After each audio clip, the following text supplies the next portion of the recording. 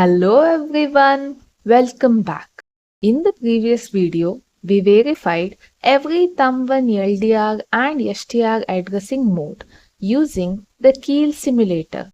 One instruction stood out from the rest, that is LDR R3, content of PC, #8. Unlike the other addressing modes, this instruction doesn't use a general purpose register like ARM1 or the stack pointer as its base register. Instead, it uses the program counter or PC. When we executed this instruction, the processor loaded the value stored at memory location 30. But why 30? Why not 2E, 2A or some other address? To answer that question, we need to understand two important concepts: the Thumb-1 instruction pipeline and PC alignment. Let's work through it step by step.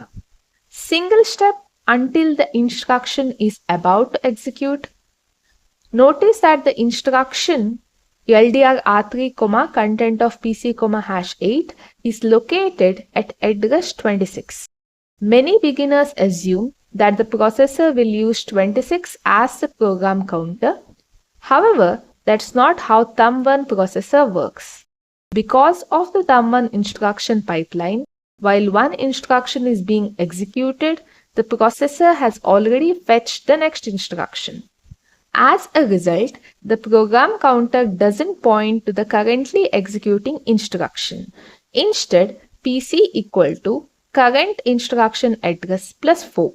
Therefore, current instruction address, if it is 26, then PC equal to 26 plus 4, which is 2A.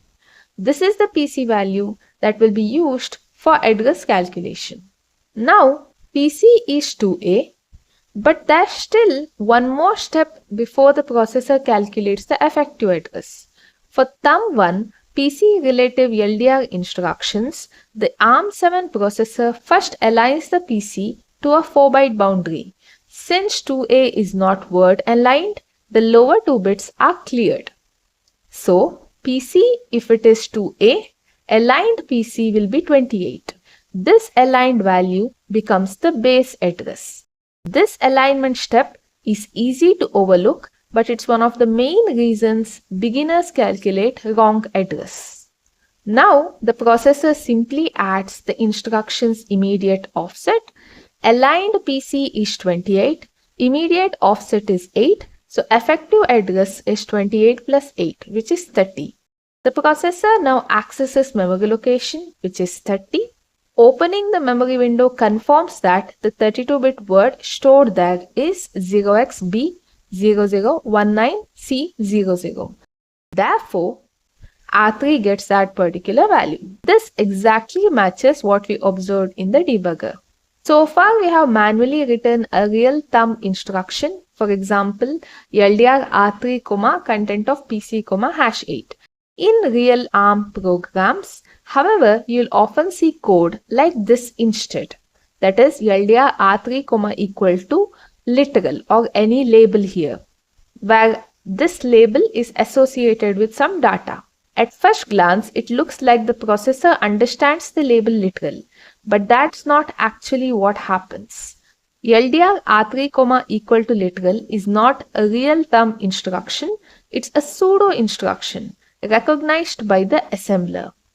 When the assembler encounters this statement, it automatically generates the required machine instructions. For ARM7 in Keil, this is typically implemented using a PC relative load together with a nearby literal pool. So although we write LDR R3, equal to literal, the processor eventually executes a real PC relative load instruction to obtain the required value or address.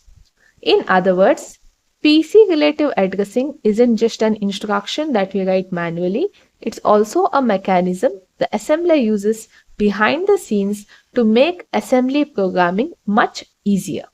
That's all about this video. I'll see you in the next one.